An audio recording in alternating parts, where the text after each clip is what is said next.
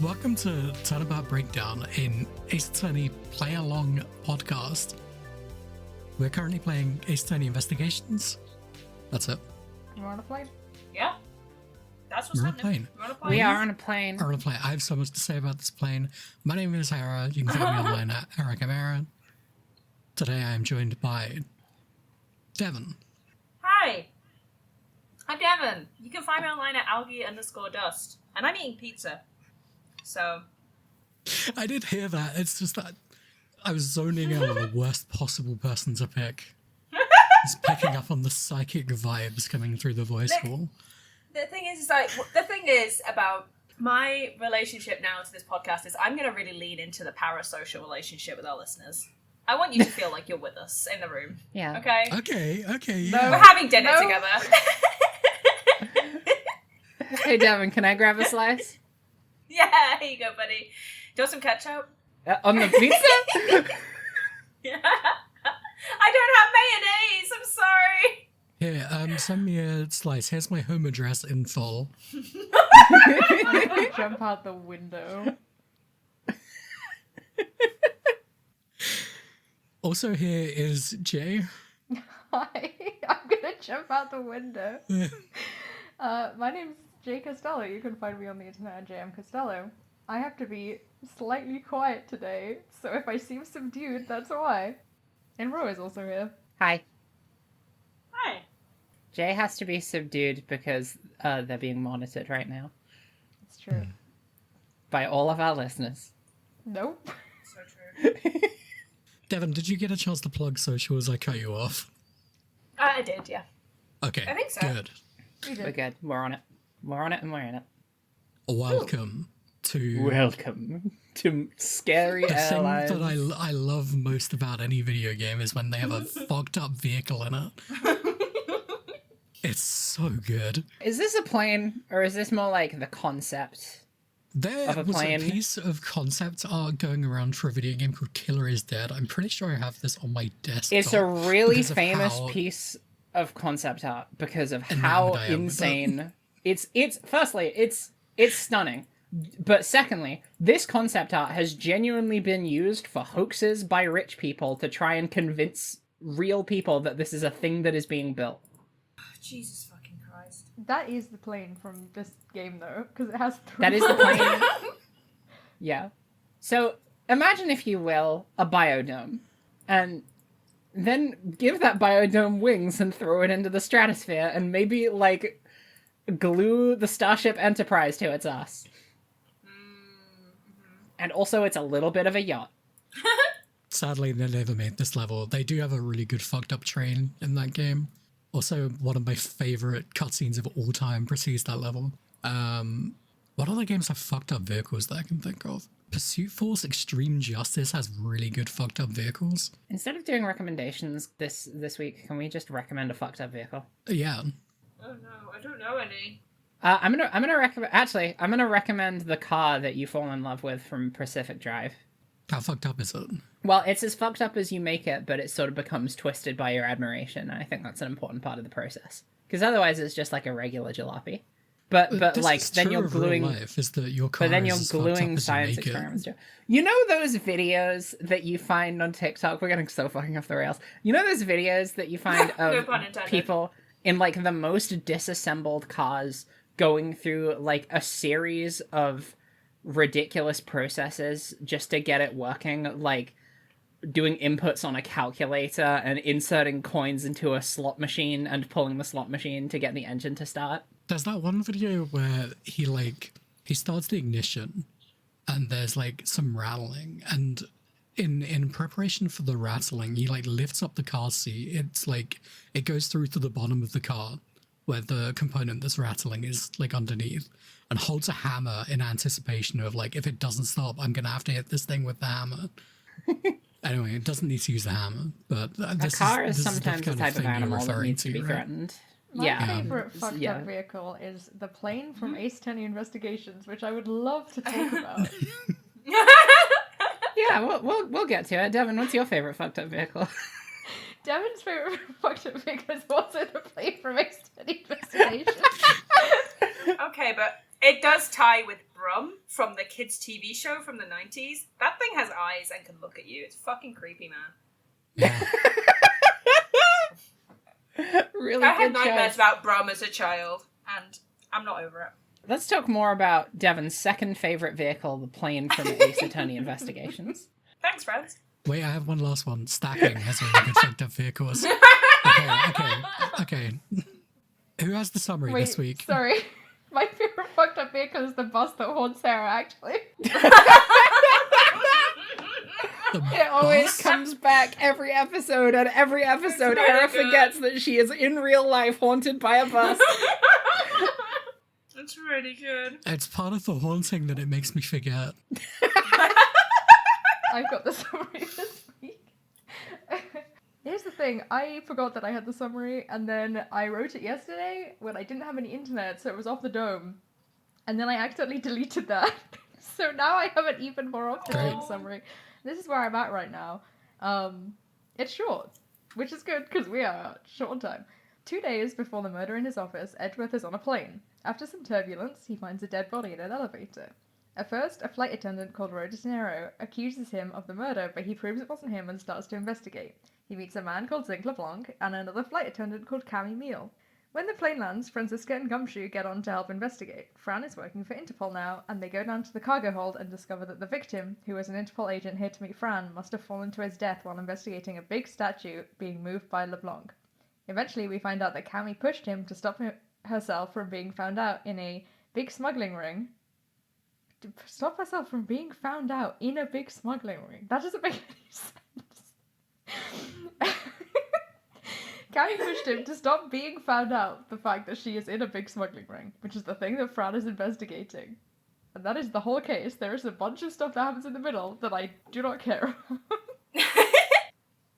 The stuff in the middle is Edgeworth just existing. So you don't need to. You do need to care about it, but we don't need to go over it. That's true. It's like, this is a He's really the weird feeling. case because, like, it's not super long, and, like, it's sort of, like, it moves along at a nice clip, but then you think about what actually happened, and you're like, not a lot. Like, he just found the murderer. That was pretty easy. There's a short conversation about a suitcase, and then someone gets arrested. Basically, yeah. Most of the investigation is fun just seeing how weird and fucked up this plane is. That's true. I think a lot of the weirdness on the pacing of this one is that not in the actual pacing, it's the fact that you find out this guy fell from a fall on a plane and you don't get to a room where that's possible until like Act 3 out of 4. I did mention this in my notes, but I do think it is hilarious to somehow die from falling on a plane without That's leaving really the good. plane. And it's all because this plane is so fucked up. It's because this It's plane is so as fucked tall as it is wide. Do you know they lock the poor people in the basement of the plane, and they aren't going anywhere? I don't know if it's in the basement. I think we spent the whole case at like the front of the plane.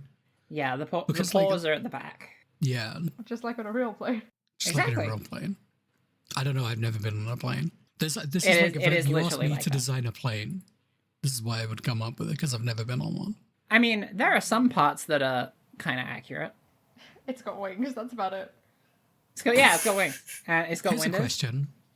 Do plane have elevator on it? No, absolutely not. No. That's not how I would design it. It's not how any sane person would design anything, Hera. It's not how anyone would transport a giant stone statue. No one is flying that shit around, surely. So here's the thing. Why wasn't it on a boat? Slow. Things that planes don't have that this plane has. Elevator. Stairs, in general. Planes don't have stairs. Planes can have stairs. Planes don't have stairs, Hera. I'm telling you. Like, planes don't have stairs going from, like, one passenger area to another passenger area.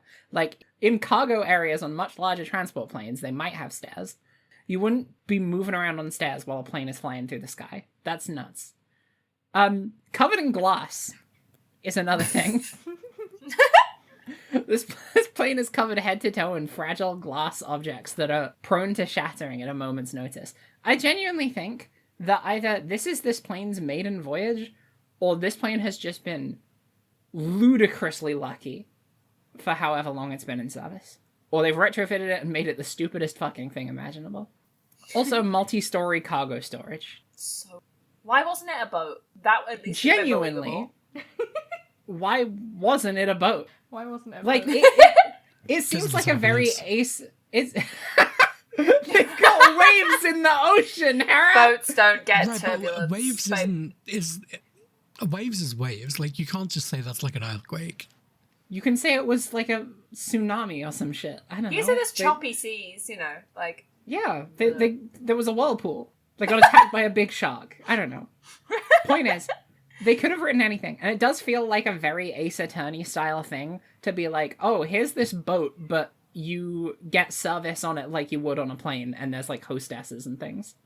That seems like a thing that they would write in Ace Attorney as like a fun, quirky setting. I'm glad it's a plane, don't get me wrong, but I don't understand the decision making. They had to invent this really specific kind of plane just so that they could do the elevator gimmick with Edgeworth. And the cargo storage thing. It's such a strange decision, but I'm really glad this fucked up plane exists. They love talking about how traumatized Edgeworth is. He's so It's a new game. traumatized. You gotta introduce information. Hera has just posted a picture of a normal fucking plane. I didn't want to say it out loud because it's so petty. This is a map of the A30 Airbus, It's got stairs. which is a double-decker plane with stairs in it. This is not the vibe that this plane has, though. They are different. They're This is a different vibes. double-decker plane. I've never seen a double-decker plane, to be fair. I had a feeling they existed. Isn't the one in? Do you know the movie Snakes on a Plane? The extremely true to life movie. Holding to what I said, I am certain you are not allowed to go up and down the stairs while the plane is in the sky. Well, sure. Well, I don't know. It's like on a double decker bus, right? Like, it's not advised, but you do it anyway. I do, it's true. Yeah, I love we all finding do it. stairs in the air. They all tell us not to get up out of our seat before the buses come to a complete halt, but we all do it anyway. They have so many places you can hold on to. It's fine. I was going to say, one thing that this plane does actually get right is I have seen first-class cabins that do look very similar to how it's depicted in this game, just with a much less wide aisle. The wide aisle is so good. It's completely unnecessary, and it doesn't even It's so make that sense. Edgeworth can run because around and spin around. I get, yeah, he can do his his running routine. Let him frolic! It's frolicking July! It's frolicking time! Can we talk about the people in this first class cabin? I know that we start with the I would murder and love everything, to. but since we're talking about the plane, I think it would be good to do that and then get into the events. I have so much to say about everyone here. Yes, Hera took many screenshots. You got an achievement, Ro, for examining Edgeworth's seat, and I did not Yes. do that. Yes. So I think you should start with that. Okay. That's specifically something that happens in the second half of the case when you come back with Gumshoe. But Edgeworth is sitting in his seat, and with him he has the biggest law book you've ever seen, and you know it's a law book because it says law on it in big bold text, just in case you forgot who this guy was. And with him, he has also brought a chess set. One of you made a note about how impractical it was that he had a chess set brought with him on a plane. Have you never seen those like travel chess sets that you can get? Yeah, and it's not This one is of not- those. this is That's not one a of those. full chessboard. You don't know that. I do, it's huge. It There's no has fold. secret compartments. The fold is hidden behind all the colours. I mean, one thing, like, there doesn't seem to be carry-on limits for first-class passengers. Oh, of course not. They're first-class passengers, Hera. One of them bought a fucking statue. I want to add a note about this law book. It is, like, huge. It is, like, It's A3 massive. sized. It's like the size of a human torso. And And it just has as thick. 1,000 pages in it. Yeah. He's also got his coffee with him. But when you examine the chess set, and Gumshoe's commenting on it, he does make you keenly aware of the fact that Edgeworth is employing the exact same strategy he was in the first game. But the only difference is his chessboard is made up almost entirely of red knights and blue pawns, and no other pieces. Me when I'm normal. And he has arranged it so that the red knights are completely surrounding the blue pawns. And he couldn't possibly not do this while he was on a plane. He couldn't leave it alone for that one He plane journey. he couldn't. He couldn't. God. Also, he does not know how to play chess. It's all theatre. It's all He's theatre. also bought a custom chessboard with just specific pieces because he is because of the theatre. For the drama of it all. I want to talk about this fancy little boy sitting in front of Edgeworth. He is a fancy little boy. I'm assuming based on the color scheme of his outfit that he is the son of the guy sitting on the opposite side. Oh, good. I shout. never even once thought of that. The hair color's the same as well, so I think I'm right on this. This kid is eating the biggest steak I've ever seen. This is like half a cow. It's huge. It's got the shape of a Mars bar, but the size of, like, Edgeworth's law book. Which is the size of a human torso. Yeah. There's nothing with it. It's just steak with a slab of butter on it, and then he's got like a stick of bread next to it. I just don't think you're going to get a good variety of flavors out of this. And also, even if it's really good, like, you're going to get bored of it like a quarter of the way in. He's also got his He big also has a fucking giant parfait. Yeah, Yeah. Could you eat that whole thing? That whole parfait? probably not. Edgeworth I don't think I does could. think he could eat it all by himself, though. He says it would be no problem for someone such as him. Yeah. A parfait like this is but a small task for a professional prosecutor. This kid does also appear to have a knockoff Sega Saturn, which I thought was a weird choice of console to put on the Nintendo DS. I actually don't know if it was on the original version, but You know what's interesting is later on in the room that the hostesses stay in, it looks like there's a Nintendo DS in the garbage bin. Wow. That's very funny. there's a fun detail when he talks to this kid where he's like eating and talking at the same time. And eventually Edgeworth like has enough of this and says, "Eat or speak, please pick one." To which you get the line, "Munch, munch, munch, munch, munch, munch, munch, munch, munch, munch, munch, munch, munch." Hell yeah, brother. And it's really good. This decision has been made. It's really great. Really, really great. Correct one. All right, next guy. Next guy is a drinker. His father was a drinker. His father was a drinker, and he's drunk damn near every drink this plane has to offer. So the thing about this is the reason that literally the visual here is it's a man enjoying a glass of red juice, surrounded, like absolutely surrounded by bottles. And apparently the reason that he's surrounded by bottles is because in the other room they have a bar, and they took all of the bottles out of that bar and just gave them to this man so that they'd be kept safe during a period of turbulence. No, that's not what it is. All of the bottles that he had before got broken during the turbulence. They cleared it away, and this is his current collection post turbulence. I'm pretty sure it's both. I'll pull up the transcript for you.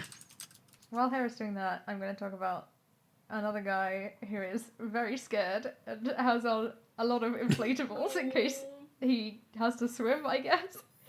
Yeah. Oh, buddy. What if he landed on the ground instead of the sea? Well, then he'd be padded, so... Oh, he'd bounce. Good point. Yeah.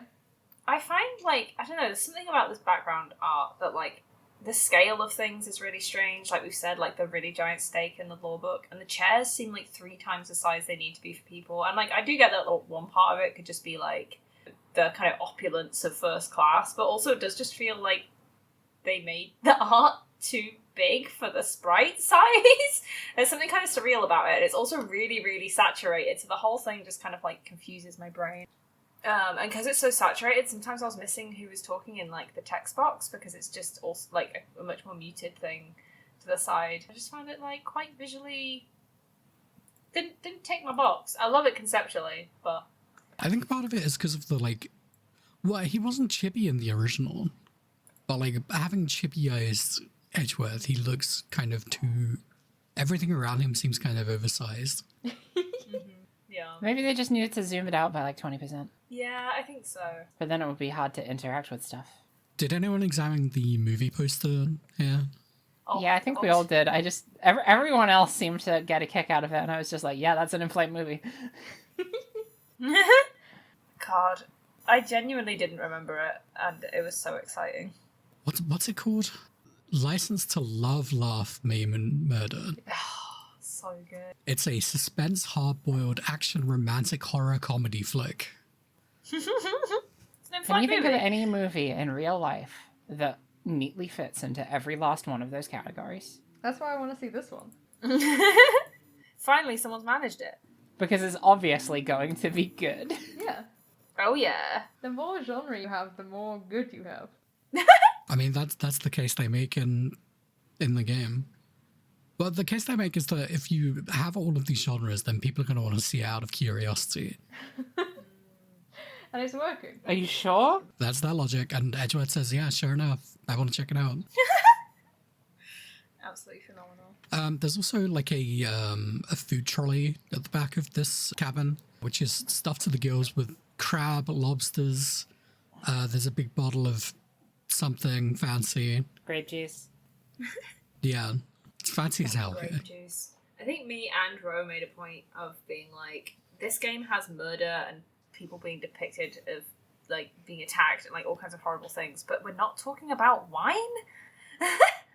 Why is that the line? I think this is especially funny because, like, they still heavily imply that it's wine. Like, in the screenshot that Hera just posted Yeah. of the text about the guy who has 1 billion bottles, it says, I don't think anyone should drink this much. There's such a thing as overhydration, which is like, okay. He's too drinking. And there is something in a future game where this is also like a plot point, and I just want to say it's really funny for us to be meeting it here first, because in the future it becomes a lot more like, okay, you're really pushing what the hell grape juice means right now. Yeah. Interesting. It reminded me a lot of one of my favorite scenes in Yu-Gi-Oh! Where Maximilian Pegasus is enjoying grape juice and comics. Yeah. I feel like we reference Maximilian Pegasus on this podcast at least once every other episode. It's because I think Edgeworth is already like somewhat Maximilian Pegasus coded. So it just makes sense. We got a Drinks whole grape game juice. of him. Loves kids shows. It's Is true. rich and fancy. Has a cravat. Now we just need to take away one of his eyes. If he could figure out how to get children to play death games against each other, It's so easy. He would love to do that. if he could figure out how to make losing a court send you directly to hell, He would love to do that. he would love that. I mean, it's not far off. I mean, we probably referenced maybe Godot as well with Pegasus because of the sight thing. I know we did it for Gant. Oh, did we? Just a universal character, apparently. Yeah, every single man is, to one degree or another, Maximilian Pegasus from Yu-Gi-Oh! Yeah, go do your reading, everyone. Go do your reading. Okay, do you want to talk about the cutscene at the beginning of this case? Edgeworth Yeah, go on. has been taking a nap on the floor, which is a normal place It's good to for take your a nap. back. And apparently this nap only lasted a couple of seconds, but in the span of that couple of seconds, a lot, like a lot happened. Most of the cutscene is just like, hey, what happened in case 1 was really crazy. I guess I should have realized that this was coming when this crazy thing that happened to me 2 days ago happened, and then got back to 2 days ago. I think there are some really smooth Edgeworth animations here, of him dropping the wallet and him getting up off the floor. They're really good animations. Yeah, they are very smooth. There's also a weird thing they do, which they keep doing, where they try to allude to something as if whoa, maybe Edgeworth is dead because he's lying on the floor and there's blood. And then it's like, well, we know he's not dead. So what the fuck are you talking about? Which also, it wasn't like that in the original opening, because I remembered it a bit differently. So I went and watched the original opening, and they don't have him in it. So now he's awake 2 days in the past in this fucked up airplane, and one of the first things he sees is a big cylindrical elevator that is flanked by 2 statues of an old man. And I never really thought about this, because they've alluded to Edgeworth's earthquake-related trauma too, but not to his elevator-related trauma. And thinking about it, I'm like, man, that's, I get why, but that's very specific. Are you sure it's not just claustrophobia? But no, he is just afraid of elevators specifically. Which, I mean, sure. I mean, it makes sense. Yeah, I can't refute it, but it's just an interesting fact of Edgeworth, is that he is scared of 2 things, and those 2 things are elevators and earthquakes. Not 2 things that you would consider even remotely related to one another in most circumstances. They're related to me. I think it's funny that later we get the context that there's like a staircase, like maybe 30 feet to the left of him. So he just wanted to tough this one out. Yeah, and it goes great for him. Yeah, bad choice. There's a body in there. Yeah, don't try and overcome your trauma, actually. Sounds bad move. I'm sure the fact that every elevator we know this man to have walked into has had a dead body inside it is fine. I think so. I'm sure he thinks so. God. He just needs to grow up a little bit. If this happens one more time, he's gonna start having some buck wild theories about how elevators work. Doesn't he work on like the 15th floor of that building? Like he takes the elevator there. No, he runs up the stairs every time.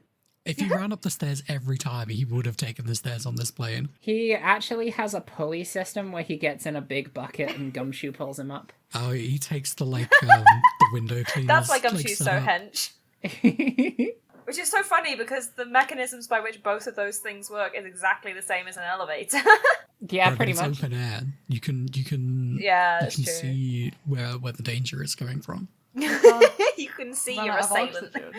Yeah. Yeah, you can't run That's out of true. oxygen. That's important. You can't accidentally kill your dad. See, the running out of oxygen thing would also make me think, what if it was just claustrophobia? But no, it's specifically elevators. So we meet a character here whose name I haven't written down. Rhoda. Rhoda. Oh, it's Rhoda. Second name? Tenero. Did Is that anyone get? anything? Yeah, did anyone get anything out of that? Most of the names in this are nothing, which is weird. The thing is, I was like, all of these names are nothing, and then we got to Cammy Meal, and I'm Yeah. like, okay, I get that one. No, I looked up a lot of them on the wiki, and they're nothing. I didn't Okay. get that one because I risk med it. I risk med it. I risk med it as melee. Ah, fair. Rhoda's design is really fun. She's got cool hair. It's squares. It's squares. But it's The subtle. steel hair is awesome. It's really cool. It is really good. Okay, question to the group. What is the job of a flight attendant? To attend to the passengers. To arrest people. Arrest people, If you yeah. ask me. Okay, because this game has some interesting ideas about this. I think what It's a they're trying noble to get at profession, is just the Hera. idea of professionalism in general. And, like, being a service worker as well, I guess. Would you say that this is a place of honor? Oh my god. What a fucking question. I do think it's funny that No. it goes so hard on this and the concept of professional air attendants. And then we meet Cammy, like, I think in that same scene, basically. She's like, standing at the back of the room. So funny. I don't know if it's meant to be like she's meant to be like Edgeworth in temperament, and this is maybe why he just believes that she isn't the killer or something. Like, I don't really know. She's very like, I mean, she doesn't quite do her job properly. Like, she just let Edgeworth investigate, even though the captain says no. But for the most part, she's fairly like diligent and stuff. She's The captain is presumably such a extremely in non-character. debt. We jump right into a testimony here. They're not called testimonies at this, but that's what they are. Which I think is really fun. I think the way that this game jumps between investigation and testimony is like so much more broken up, obviously, than in the trilogy. And we're starting to see that now, and I think it's interesting. Yeah, I think it makes for much better like pacing to have it more interspersed. But this is our gamble. I think it really helps with that sense of like, in the original trilogy, getting stuck with the same 4 dialogue options with people and just kind of staring at their sprite, staring at you and being like, what the fuck else am I meant to say? That can happen in this, but it feels a bit different because there's just a lot more free movement and not getting stuck in a moving locations thing and getting pissed off with that. I didn't get stuck even once during this case. I felt very good about it once. Yay! Yay! Oh, hell yeah. Love that. We have to pass this testimony to be able to move around because Edgeworth is bound. He's tied up guy has been in his arrested. chair. He's got whole custom sprites for being arrested. If Yeah, they're he's, like, really kind of good hunched sprites forward. too. I don't remember if I got a screenshot of his Muppet face when he's hunched over. Oh Oh, god, I yeah. love him so much. Like, there's so... Like, there was obviously a lot of, like, distinct... Look at him and his extremely wide mouth. I love him. Oh... there cries a lot in the, like, obviously sprites in the original game, but, like, I can't tell you how happy I was as a teenager just being like, there's so much more content about this character that I love! And it just feels so much more immersive. Yay. And the Like, content is with the Muppet original Face. series, like, they did what they could with the resources. I love Muppet Face. That is no longer a sad horse, that's a satisfied Muppet.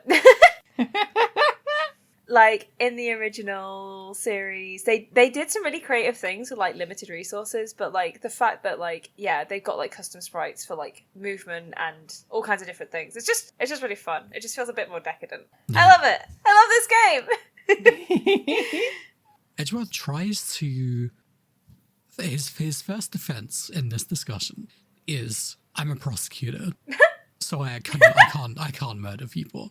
This does not fly in this universe. Which is He funny became pun a because they're on prosecutor plane. because he thinks he killed someone. Like, it does not fly. I said we're at the count of 3 prosecutor murders here, but I guess technically the third one hasn't happened yet. That's happening in 2 days. Maybe in that moment he's like, yeah. 3's a pattern. Just like with the elevator murders. Oh, God. Other than that, we get out of this situation pretty quickly. The first testimony is that we are holding some kind of murder weapon when we are discovered. That is not true. We're holding a travel wallet. It does have the passport of the victim in it, named Ackby Hicks, which I guess is nothing. Then we get accused of wanting to rob this guy, and we're like, it doesn't have any money in it. Money was on floor. Money was on to ground all over where the guy died. He covered himself in dollar bills and none of them were taken. A trend starts to appear here. It emerges its first point when Edgeworth yells an objection and Rhoda says, Why are you yelling at me? He says, oh no, force To which of Edgeworth habit. just says, ugh, Really fun. force of habit. You yelled at her, dude. Sorry, I'm not used to arguing with people that are closer than like 20 feet away. This will be something that he does a lot. I actually didn't Yelling pick at up on it women? after this incident. No, he does it Yeah, I didn't multiple either, to be times honest. after I this. fully believe you. And I am certain it's going to happen again in following cases. After we escape, we get beset by someone speaking in what appear to be hieroglyphs. They are... It's cool, because they're not... I mean, like, they are glyphs, but they are not... It looks like they made up... I don't know if this is an existing typeface, but it sure as hell isn't one that I'm familiar with. They straight up got a guy doing the Kamehameha on there. Camera pans over. This guy is the widest character in this case. Which is good, because that's why they named him that as well.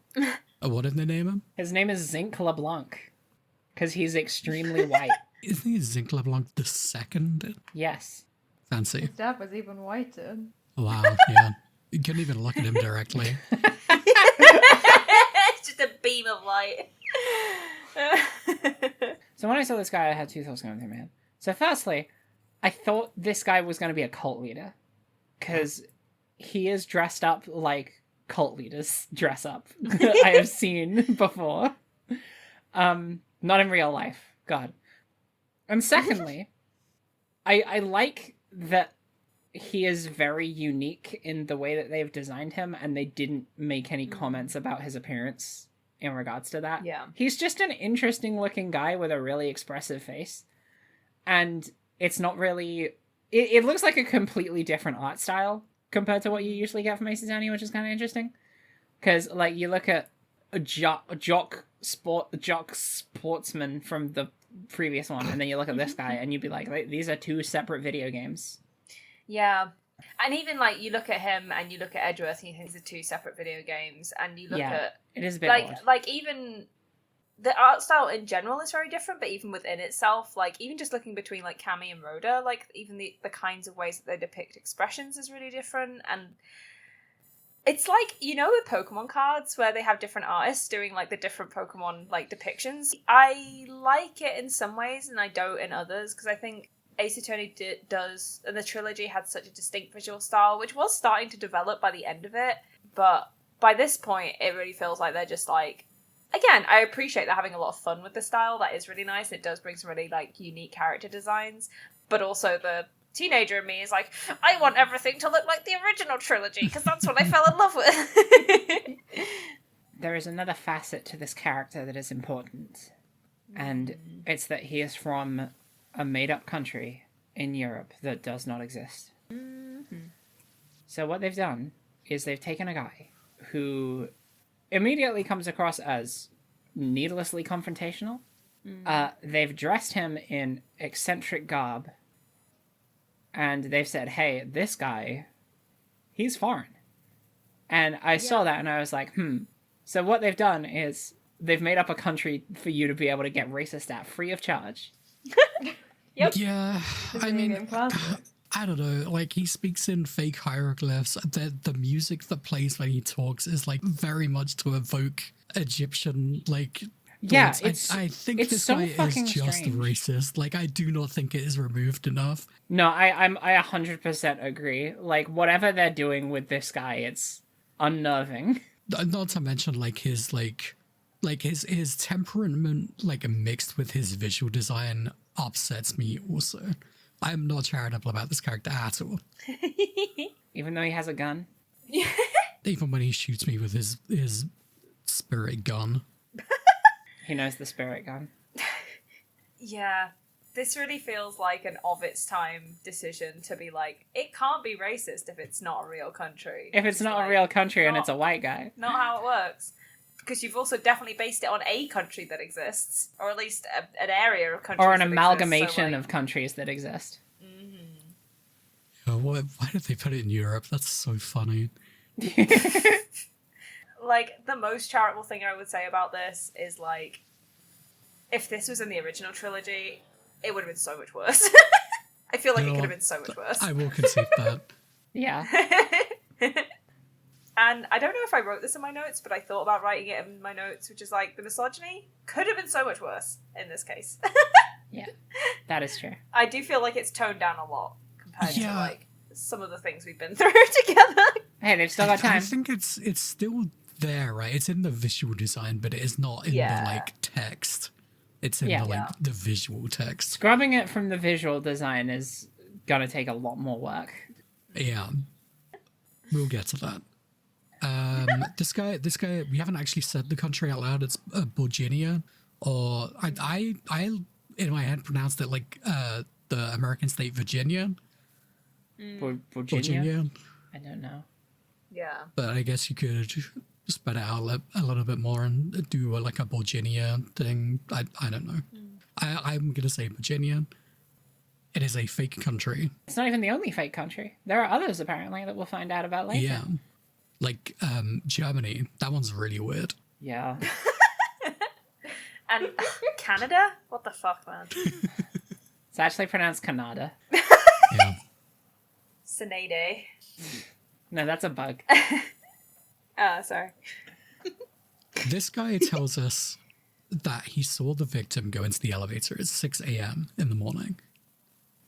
He knows because he was looking at his stopwatch, because we'll find out why later. But this is very important because it narrows down the time frame for the murder between 6 and 6:15, which is when we found the body. All right, that's it. Let's go downstairs. Well, there's another character here, but I guess we don't actually talk to her here, though. You can Yeah, talk she's to her. kind of She does not talk back. Yeah. She Is she sleeping? is like, she is sleeping, standing up, and Rhoda apologizes for how rude she is.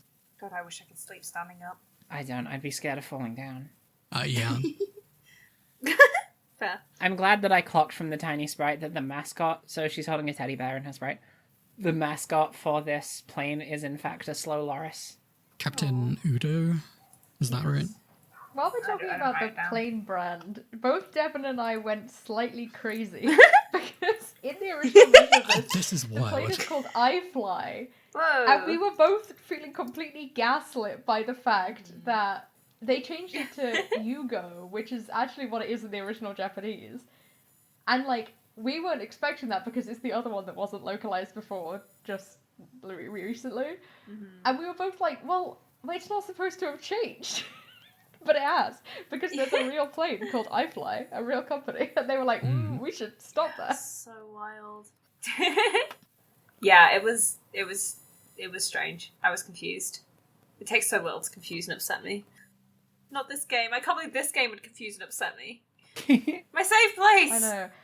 I also want to say that Ro is like, oh, I'm so happy that I correctly clocked the slow Loris, but her note just before that is, there's the booby flight attendant, she's 100% the killer.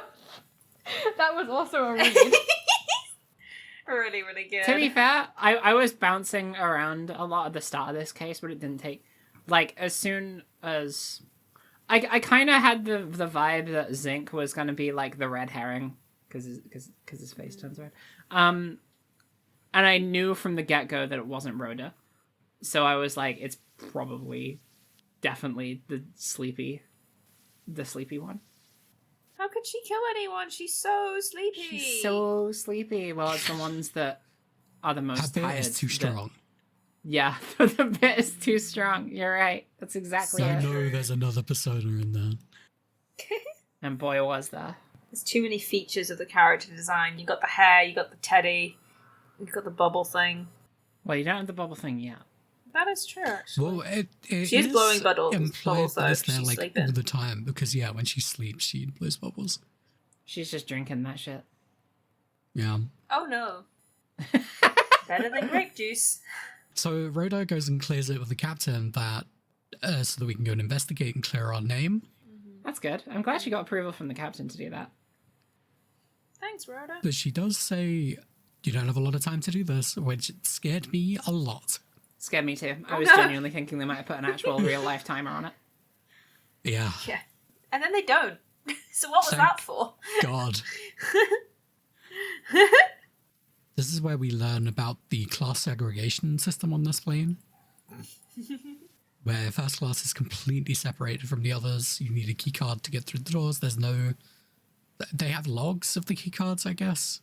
So this is a case of a first class killer, as Edgeworth says. Oh, he's such a fucking dork. I love him. Who wants to describe the downstairs room here? This is not something that a plane should be able to have. I believe it's called the lounge. Is that Now, right? I have already been proven wrong about one thing on a plane before. So if someone comes at me and says, like, oh, it's fine for a plane to have, like, a fully fitted walk-up bar with bar stools and a wine cabinet, then, like, we are all just atoms. Nothing is even real. You can't have I this do on a think plane. They can have it, but whether they should is another question. Mm. Like, you can get... What is it that first-class planes have? Because I know I've definitely seen first-class planes with, like, bars, in a sense. I need to see an image of a plane bar. I mean, I think the concept is fine. You just need to secure everything in the case that, I don't know, you hit some turbulence. Okay, I'm looking at a first-class plane bar, and, okay, if you look up first-class plane bar, they are, like... From what it looks like, is it's basically a glorified minibar. Yeah. Yeah. Yeah, it's basically like a glorified minibar. So, like, in the instances of turbulence, you can just shove everything back into it real quickly. There's some fancier ones that do have bowls of fruit and shit. We got apples. There's one I'm looking at here that's got, like, a bunch of charcuterie Blow your fucking mind. all over the place. What? There's a charcuterie? You know what? That has blown my mind. Yeah. But I must assume that these are for... yeah, most of these other plain bars are very much like... It's all just a big fold-out cupboard that someone stands behind and serves you drinks out of. So yeah, like, the way that they've got it like this is unlike anything I've ever seen. This is more like the kind of bar that you would see on a really, really fancy train. I didn't know about turbulence. Sorry, this is a real side thing, but like they have advance warning on turbulence because a lot of flights go on the same route. So just a plane like 20 minutes ahead will be like, "Oh, we just went through some turbulence, so be careful." And like, so they do get a fair amount of warning for it, which is really cool. Mm. And fun to know about. That helped me feel better on planes, where it's like, another plane got through this, so. What would So help me wait. feel better on planes is having some fucking leg room, am I right? Yeah. Fair. And it being quieter, I hate how loud they are. They are so noisy. That was one thing I was never prepared for, is how loud a plane is. Mm-hmm. Has anyone else got anything they hate about planes? Aside from the elevator murders. I hate What's when the they deal with fly really elevators? low over my house. Valid. I love it when they fly really low over Hera's house. Wow. I curse you. Aw. Aw. Uh-oh. Aw. Aw, dang. I curse you with living between the airports of Heathrow and Gatwick. Aw. Jeez. It's not Gatwick, it's Luton. Quick, someone triangulate Hera's condition based on that. I mean, location. I mean, you just triangulate London. That's it. There's some stuff to examine down here. There is a grand piano in this room. If you examine it, you find out it is a glorified CD player that I didn't see the that. keys depress while the music plays. Now, So listen to me. I'm taking you aside for a second. You don't need me to tell you how impossible that is. Because what if you put a CD in which don't have piano in it? I love that. It converts it to a MIDI version of the song and then does it. Yeah. I mean, maybe that's possible. I don't know. You can examine the attendance room to the side. Edgeworth notes that it smells like perfume and then makes the observation one would think the perfume would smell great. However, to me, it simply smells. I am looking directly into the camera. What do you think that means? Do you think he got COVID? I think he just doesn't enjoy the smell of perfume. Because he's, you know. Yeah. Is he? Is he, Is he? it's more of You a know? cologne man, if you know what I'm saying. You know what I'm saying? If you know what I'm talking about. He did grow up in Germany, yeah. Oh, yeah. No. I thought he grew up in America, but they just sent Francisco off to Germany. Unclear. But the joke is funnier if he lives in Germany. Oh, There I you get go. it. There it is. Okay, all right. Okay, Jesus Christ. I see myself out. We talked to the sleepy girl now. Nope, No? Have I missed something? not for a little while. We got a body to examine. You can look out the window. Oh, yeah, jeez. Edgeworth does a little poetry. He calls it a soliloquy, actually, which is a really funny contrast. He says, the clouds, they tell me nothing. God, this boy. Why is Alright. he like this? Check out this body. Just be happy about a cloud, my guy. You're past the trauma. We've worked through it. Enjoy the sky. He is please. very clearly not past the trauma. Stay shit. Stay traumatized. Stay evil. Kind of what this game is about, honestly. Putting that one in my back Stay pocket. evil. All right, I'm gonna speed run the evidence in this room. There is a body in the elevator. It has some blood on the back of the neck. There is a statue-looking thing on the floor. It turns out to be a piggy bank of the mascot of the plane. There's money all over the floor. There is a pool of grape juice outside the door of the elevator, which has footprints next to it. However, this guy's shoes are clean. Looks like something has been dragged through this puddle also. There is a photo in this guy's pocket of him standing in a museum exhibit. Edgeworth notes that it looks like it was taken inside a building somewhere, end quote.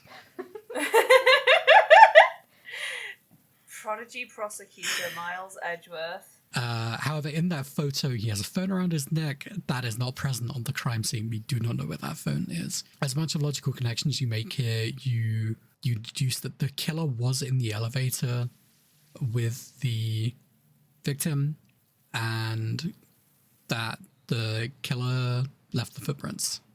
I think that's more or less it. The phone's missing also. I'm so impressed by how much of the actual case you remember because I don't. I wrote it all down. Remember We anything. missed so many logical connections last time that I wrote them all down this time. I appreciate that a So lot, Hera, funny because to me otherwise because, I like, in the last game, Hera was the most, apart from me, because I don't care about any of I don't like talking about any of this stuff on the podcast. Hera was the person who would be like, we don't need to get into, That's like, all of the true. logical, like, exact contradictions in the testimony and stuff, and now that we have a mechanic that she really, really likes, she's, like, in every single logical It's so connection. good. It's really good because you will fully examine an area. you examine the area and are like, well, I don't know what's going on here, and then you're like, oh, I'm gonna press my little mind palace button, and then you figure out a bunch of stuff, and you're like, okay, I get it, I'm good to go. And you do like 4 times in this case. It's great. It's cool. It really feels like it's nice because it slows down what's happening for the player to really like mull it over, whereas that doesn't really exist in the investigations in Phoenix Wright's trilogy, because it's just like you're not like there is nothing to ruminate over because they purposely don't give you enough information. This is like just like dripping it to you at a good pace. Now we meet the other attendant who comes down and says, hey, Rhoda, you're in trouble. You're gonna You've done get a in bad thing." trouble. We meet Cammy Meal. She's so sleepy. She's so sleepy. She's just like me for real. I think we both wrote that at some point. She's kind of like, Yanni Yogi? yeah. Yeah. She's like if Yanni Yeah, Yogi it's the was a same bubble girl. situation. Yeah. Yeah, they're exactly the same. When she falls asleep standing up, she like her head nods forward so that her hair completely covers her face.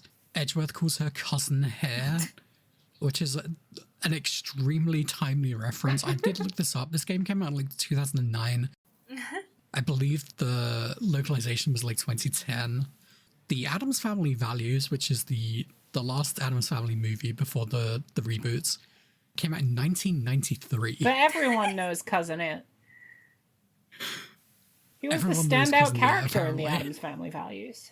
Well, you two played this when you were younger. Did you know about Cousin It? Absolutely not. But then I don't See? know anything, and I never have. Okay, but Jay, did you know about Uncle Fester? I don't think so. What the fuck? I couldn't imagine being born for more than 5 minutes on this earth without knowing about my main man, Uncle Fester. Oh.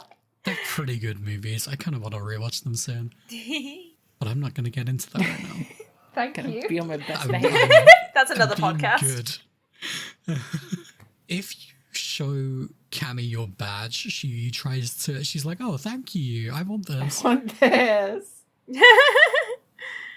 I love her. To which Edgeworth just is like, no, I was just proving to you that I'm a prosecutor. I don't remember what. Oh, no. Rhoda doesn't have unique dialogue for it. So what Cammy says is that Rhoda lied about getting permission from the captain, and the captain wants to see her right now. So Rhoda leaves, and then Cammy becomes the weird girl for the next section of this It's been case. a weird girl exchange. Yeah. There are 3 weird girls in this case. It's a record. That's so many weird girls. So we go to the gift shop next. Well, no, because- we also have to do. LeBlanc comes back and finally starts accusing you of being Oh, the you're right. murderer, Yeah. and you have to tear apart his testimony. Is this when you find out that like he's just running on completely different time zone to everyone else? Yes. Yes, yeah, it is. He was really angry because he thought the movie was that the flight was going to showcase was late because he was 3 hours ahead. He was 9 hours ahead. No, or behind? I think it was 9 hours behind, but it looked 3 hours ahead. Right, it's because he's got it's a 12-hour watch, right? And it's so he set his time to be 9 hours different, but in the scheme of the case, that meant that there was a 3-hour difference to the relevant times. So he claimed that he saw Hicks at 6 a.m., which is like 15 minutes before the turbulence or something, to prove that Edgeworth did it. But actually, it was like stupid o'clock in the morning. What was that, like 3 o'clock in the morning or something? 3 a.m., yeah. Yeah. So that kind of clears Edgeworth. Oh, we learn about the other country name. It's Zhang Fa. Not sure if this is supposed to be a country or a city. I'm not sure if they specifically They call call it it a country, province. but I see. Yeah, that makes more sense. When we reveal that Zinc LeBlanc is on the wrong time zone, he gets blown away. That's his breakdown animation. Is that when that happens? Yeah. I think that's when that That Yeah, happens. is he when gets that blown happens, away. yeah. He flies away. It's good. I Very like it. funny. I like the ones that are dynamic. Quick note on Zhang Fa, by the way. There was a key figure in the late Eastern Han Dynasty was Fa Zheng, so I believe that is where this is pulling from. Uh-oh. What? But what do you mean, You uh-oh? want them to do Virginia, but with China? Yeah. Uh-oh. Yeah. Whoops. Whoops. Whoops. Whoops, I slipped and made all my characters racist. Ah, fuck. I'll clean it up by making them not real countries. It's just like putting Tipex over them. Writing something else in the margins. Oh, that's why they're so white. Oh god. Oh god. The shop is kind of tacky compared to the rest of the first class. It does feel like Area, a I step think. down, doesn't it? It feels like the kind of thing I'd see at a museum gift shop. Yeah. But what's interesting about it is that this also features something that I don't think an airplane would have, which is a freestanding glass cupboard. Sorry, a freestanding cupboard with glass windows. Yeah. Yeah. I'm not sure if it's freestanding. I don't know. I feel like given the structural Because- integrity of a lot of the rest of this plane, it's probably a freestanding cupboard. It didn't fall down. Well, not everything fell down when we hit turbulence, Hera. And they're not like askew. I think this is attached to the wall. I hope this was attached to the wall. I have my suspicions. They did have the thought to put little wheel stops on the suitcases, at least. They could have just put them sideways, but Yeah. But yeah, that's the main thing. Is the thing that sticks out the most in this scene is these really gaudy suitcases that they are selling on the plane.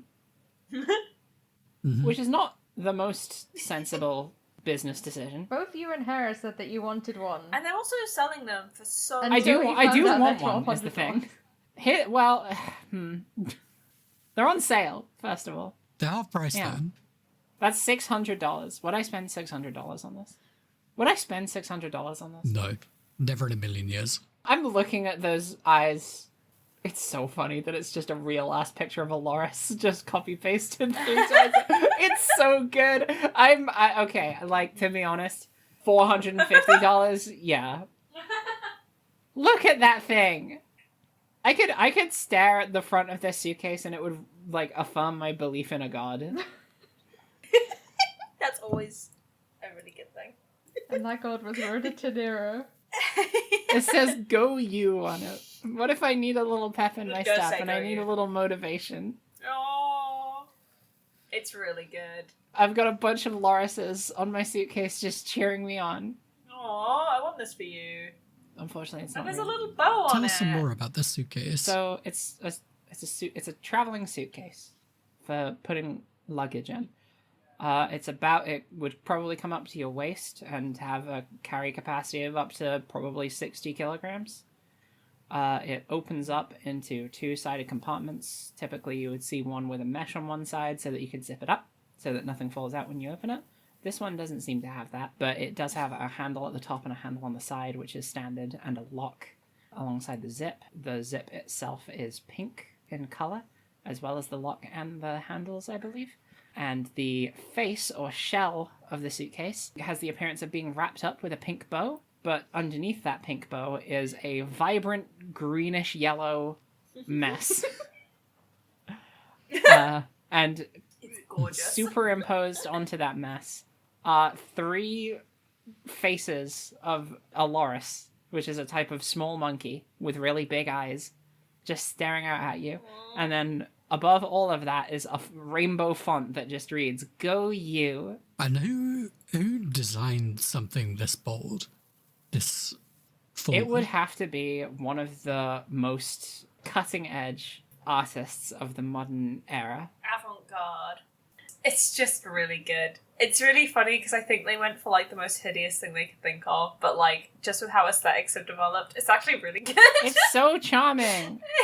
The story behind this is that it was designed by Rhoda, and it won a competition. Was that like across the entire airline or just this It was plane? just for her. The bigwigs love her. Yeah. Yeah, it was a competition to design a suitcase that would be sold and on the planes, which doesn't make any fucking sense. I do think people in this universe would buy this suitcase, though. Like, I could see Lotta with one of these, and I could see Angel Star with one of these. It's true. I think the price isn't so much the issue because of where it's being sold. In the first class, they're just going to spend money on stuff. But the idea of buying a suitcase on a plane is probably not great. It's not very smart. What else is on sale here? I think, Devon, you had a little breakdown of what's in the display case. Well, there's what looks like a strange butler weeble on display. It really is, exactly. There's some sad ghost faces. There's some glass ramekins that have fallen over. Like, this looks like it was drawn by AI. Like, I don't understand what I'm looking at. There's some gold figurines and, like, a weird mirror. Maybe? Hard to say. The weird ghost faces, I don't understand what that is. Like, what is this? So, hey, do you want to know something fucked up? I don't remember seeing that shit at all. The story is that they are images of the founder of the airlines. By the way, we didn't mention, there's two giant statues on either side of the elevator, which are of the founder. There's a weird detail about them. It's just one of them is him at 40 years old and one of them is at 80, but they both look exactly the same. That's such a stupid joke. But yeah, these are supposed to be likenesses of him, according to Cammy, who we're not sure we can trust. I think part of the reason they look so weird is because I think I watched a little bit of the original DS version, and I think a lot of them were just sort of abstract designs that have been upscaled, but not in a way that gives them any more form. So they just seem still abstract, but in a higher resolution that makes them seem weird and off-putting. And kind of AI looking. Yeah, I don't think I it thought this is, about the but it chess has set as energy. well. Stuff like this is the reason that I haven't actually... I said in my first case that I was probably going to alternate between the original and the HD graphics. I'm too fascinated by the HD graphics at this point. Because I know that they're an interpretation of things that are more abstract, and I just find that more interesting to engage with. Pressing question. Out of everything that is on display here, including the suitcases, which thing intrigues you the most? What would you want to own the most? There is something really funny plushie. about the old, bald butler weebles. Yeah. Oh, there's ties. The ties look kind of nice. That's what looks like maybe the life ring. Buy life ring. Never know when you might need one. That is fair. Trying to think of what the weirdest thing to sell on an airplane would be. Little figurine of the Twin Towers. Oh my god! There is a framed image of the Eiffel Tower here. France Oh, far confirmed? off. Close. France confirmed. Unclear what the other images of. Maybe we get a better look at it when we examine the case. I don't think I took a picture of the... Oh, I did. Unclear. It looks like some kind of like coral reef, maybe. Oh, there's a bunch of books that are all airline branded. There's the past of Hugo. There's the future of Hugo. I don't remember what the other books were. Crystal lotus that look like it's about to fall over. That's Hugo Also, in we haven't abstract. mentioned yet that there's a big hole in this cabinet and something is clearly fallen out, and that something is the murder weapon. Oh yeah. Except it turns out not to be, actually, now that I'm thinking about it, but still. Yeah. Yeah, also when we examine the suitcases, we get attacked by them because some turbulence hits and one just slides across the room. Edgeworth gets very scared. And so we make a couple of logical connections in this room. We find a tiny hat on the floor by the case, which we deduct goes with the statue we consider to be the murder weapon. Then you look at the case and the big hole in it and the empty shelf, and you think, the statue probably came from here. That's our big eureka moment in this room. And you also connect suitcase with turbulence to deduct that the suitcase has been moved. It doesn't have its little blocks. Also, there's grape juice on one of the wheels of the suitcase. Huh. So we take a closer look at it, and there is a cloth inside. Oh. And it is covered in blood. Not grape juice this time. This is blood. This is the real deal. Not in my suitcase. This is a different kind of red stuff, the kind you do not want to see. This is where I wrote that I liked Cammy's facial expressions. I also like Cammy's facial expressions. It's something like it's reminiscent of like the 90s anime faces. Yeah. It's really great. And then the plane lands. And then the plane lands, and we Yeah. got told we're gonna go to jail. At this point, I'm like, it's kind of weird that we haven't seen Franziska so far. It feels like we're pretty far into this case. Here she is. Yeah. Here she is. Here she is, and she's got some big news. We're under arrest. Wow! But a prosecutor could never commit a murder. A prosecutor would never kill. She says, I can't believe a disciple of the House of Von Karma would become a criminal. I'm looking directly into the camera again. Hey, she said a disciple. I guess that's all right. Getting by on technicalities out here. Like, maybe the first animation you see of her is her tugging her sleeve again. It's back. It's so good. The classic Von Karma sleeve tug. One of their most powerful and yet underrated techniques. And her updated artwork is really great. It's really good. She has some really great animations. She does. The curtsy is great. I think, like, we all made note of that curtsy specifically. Yeah, she does it a couple of times throughout the case, but it immediately strikes you as like, wow, that That was had cool. some flourish to it.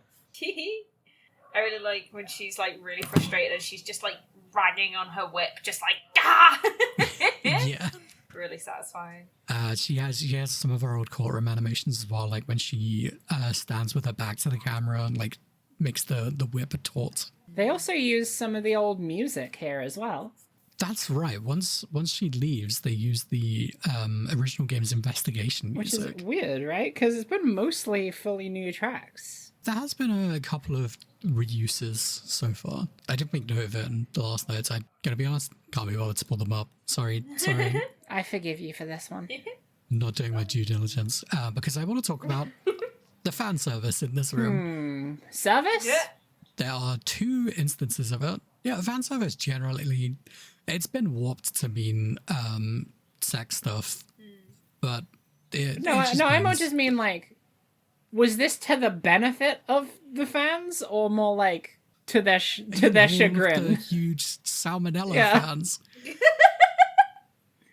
And what was her name? Layla? Is that What, her? Angel? Angel, there we go. The cough up queen? You forgot the cough up queen, Harry? The cough off queen. I'll never forget my queen. Yeah, I did. I completely 100% forgot her name. What's her second name? Star. Star. Oh. With 2 R's. This is not her. This is like one of her employees because her brand has taken off. Cough up I'm so queen. happy for her. I am happy for her. I'm glad she got a better position than selling lunchboxes out of a fucking car park. To cops. There's a woman here holding like a big box of lunch boxes, which are themed after like country flags, and also has a big like tea dispenser on her back. It's a really good design. Yeah, it's very cute. So great. Something about her design made me think of like how they design robots in Mega Man in a good way. Yeah, I can see that. Gumshoe is here also. He's here to keep an eye on us. He asks us if we're a murderer If once, he doesn't, how will we get by? and then is immediately on our side forever. He's loyal as a dog. He doesn't get bullied quite so hard in this case by Edgeworth, but he is bullied more by Fran. Yeah. I mean, I feel like this was always the case, though. You have a bit of a back and forth here with Franziska, and I didn't really know how to read this because my mind jumped from assumption to assumption, because at first I was like, okay, this is Franziska doing this because she likes getting the win against Edgeworth by any means necessary. And then I was like, this is Franziska doing this because this is just how she and her stepbrother communicate in general. And I was like, this is Franziska doing this because it's a means for the two of them to shore up all of the information they know, but not actually, like, work together. And then I was like, maybe this is just Franziska doing this because she doesn't know any better. I think it's all of the above. It very well could be. It's really hard to pin down her, like, motivation behind, like, going so hard on Edgeworth actually being the murderer. I feel like she doesn't know. I think that's why it's all of the above. I feel like she is... Yeah, and it's all of the above, including the one where it's like she doesn't know any different. I do feel like parts of this are just how she expresses care, which I think is great. God, I love her. Yep.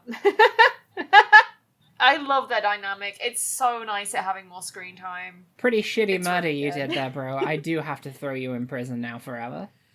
Unless you can solve my 3 riddles, let's go. Also, you're an idiot. Also, you are such an idiot.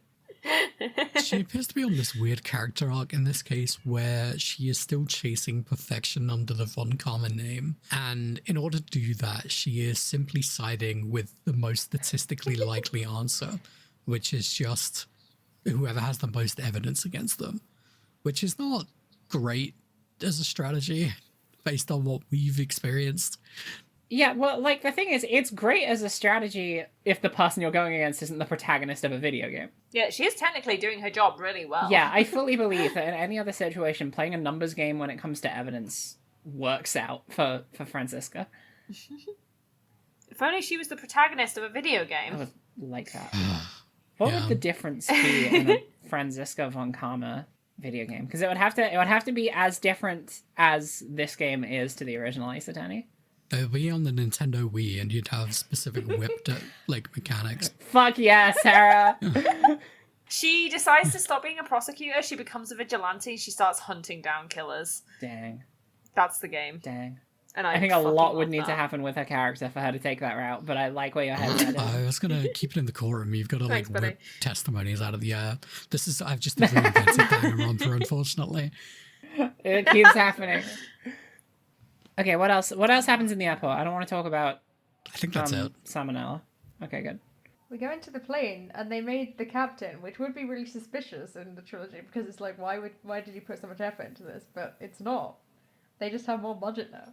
They have a lot of budget. Yeah, they mentioned the captain a few times, and you know now that he is aware of the situation, but you've never seen his face, and he does give orders to both of the flight attendants, which does make him seem a little suspicious. And then you see him, and you see the fact that his name is just Captain, and you're immediately clocking him as a background character. Because he looks so plain. No pun intended. He is next to Sorry. Cammy as It well, actually so he wasn't. looks extra plain. Yeah. Oh, he's so plain. He's so plain. He is the plane.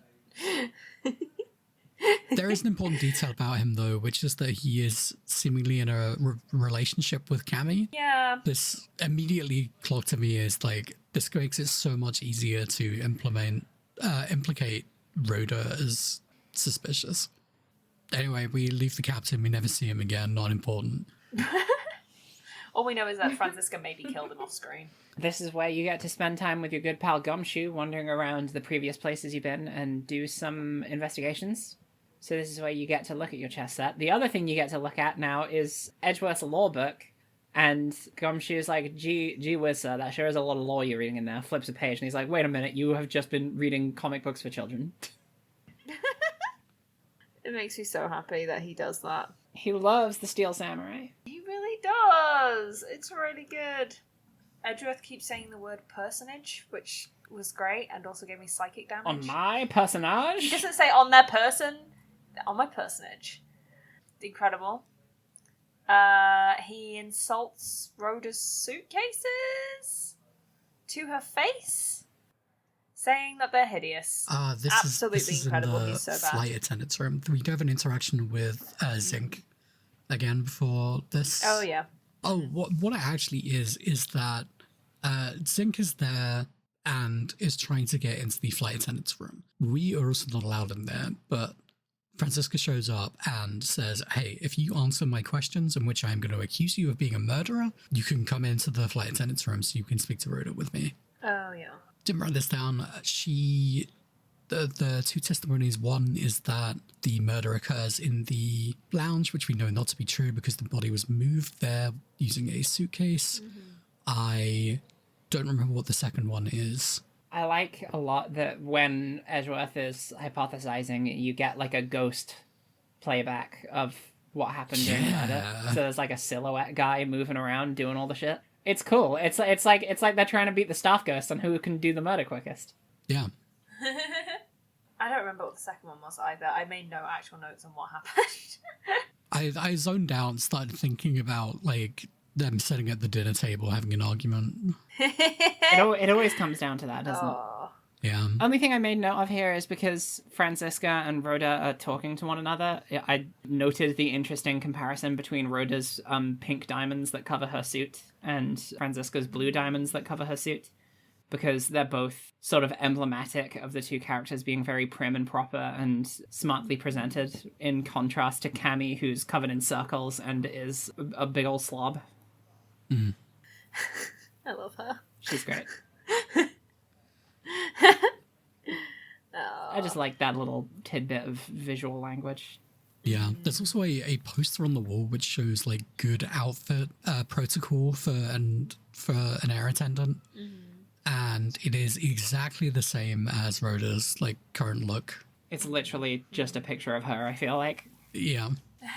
What we find out in this room is that on every flight Rhoda has been on, she's been buying one of her suitcases, which again, we said earlier, costs $1,200. I imagine as a member of staff, she can fudge the numbers somewhat. Well, you say that, but she hands over a receipt to that suitcase, and sure enough, $1,200 didn't even take the 50% discount. Maybe all of the money goes directly back into her account. I don't know. I think she's super in the red doing this. Oh, Rhoda, no.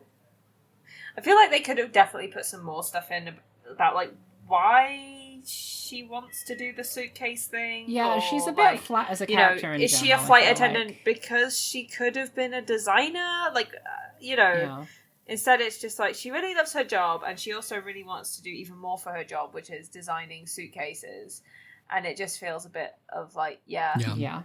She says that she's really sad because she's like, I made this thing and nobody likes it and I just want to pretend that people like it. I thought it was really, like, Yeah.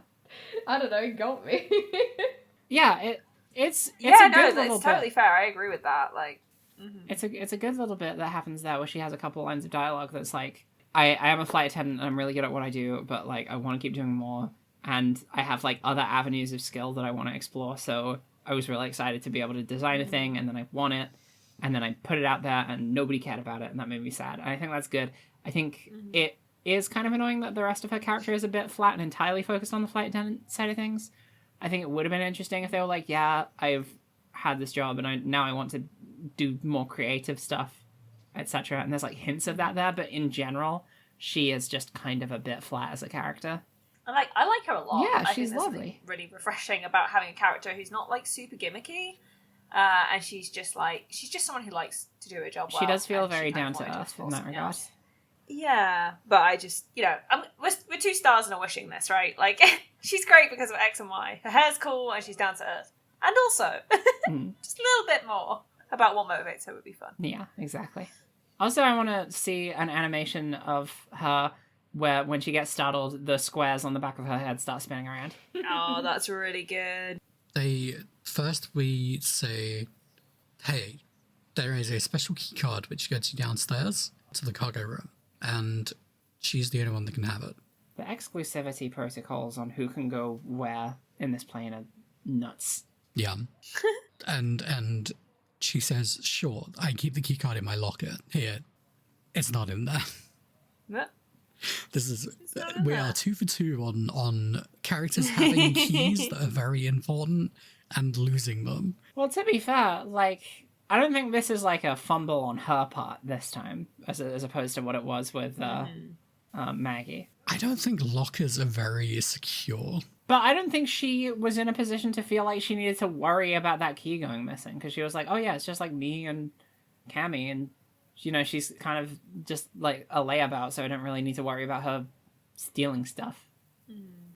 It definitely feels like one of those situations where there's someone who's kind of not being paid enough for their job, for the responsibility that they're given.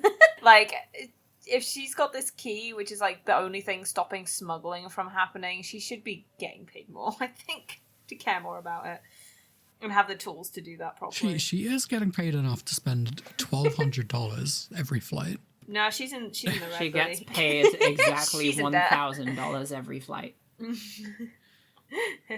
That's it. That's the end of this act. Then Franziska says, hey, I'm going to go down the cargo hold. Do you want to come with? And Edgeworth's like, yeah, 100%. Yeah, let's go hang out. Cargo whole time. This Thing scene, that it makes total sense. yeah, on a this plane. place is, you could fit trucks in here.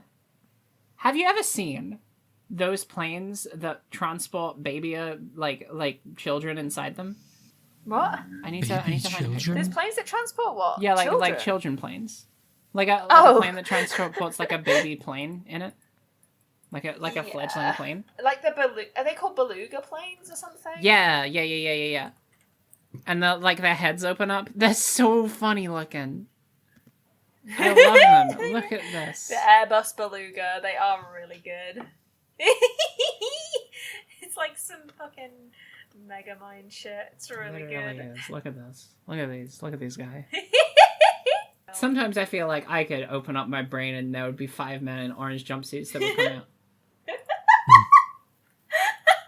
Do we need to talk about this? Is this a fun thing? Is this like It's a awesome. get these men out of my head thing? Okay, it's great. Good.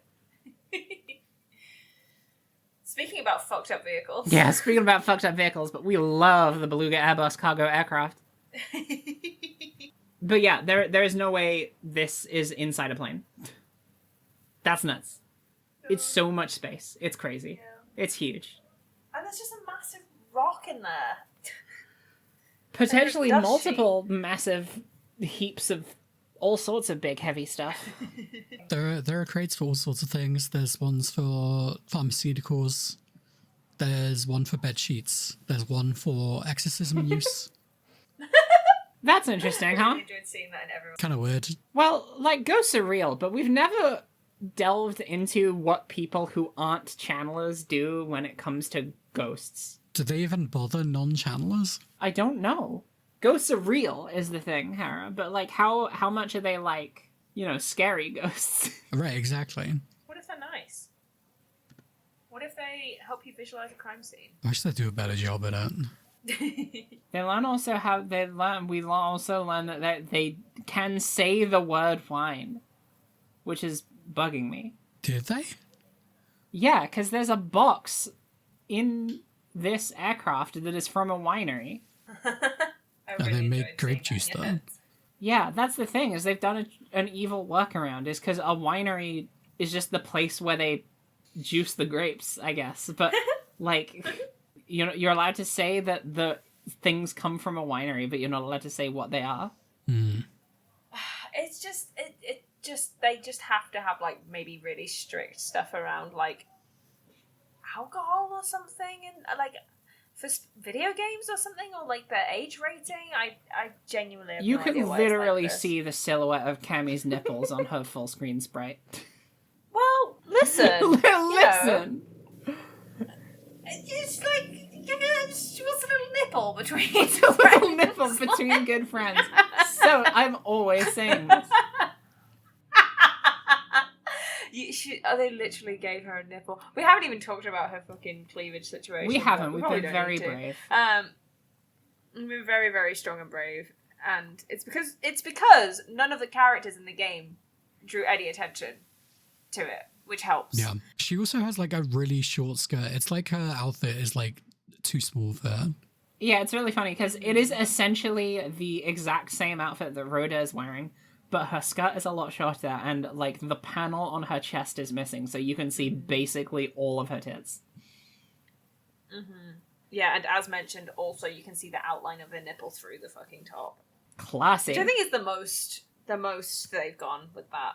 I don't think they gave anyone else nipples in the trilogy. Yeah, everyone else is smooth as a shark all over their chest. Mm-hmm. Everyone else is wearing a padded bra, no nips here. They just don't have them. Anyway. They just don't have Yeah. It's like a Ken doll situation. I bet they could have talked about wine in the original trilogy, and then they flipped, they Switched.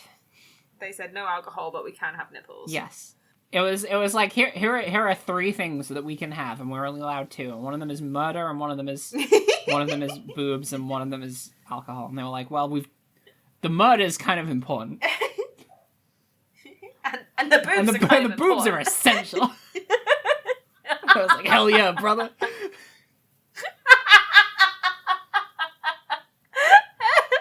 Well, that's that mystery solved. Shutakumi, my man.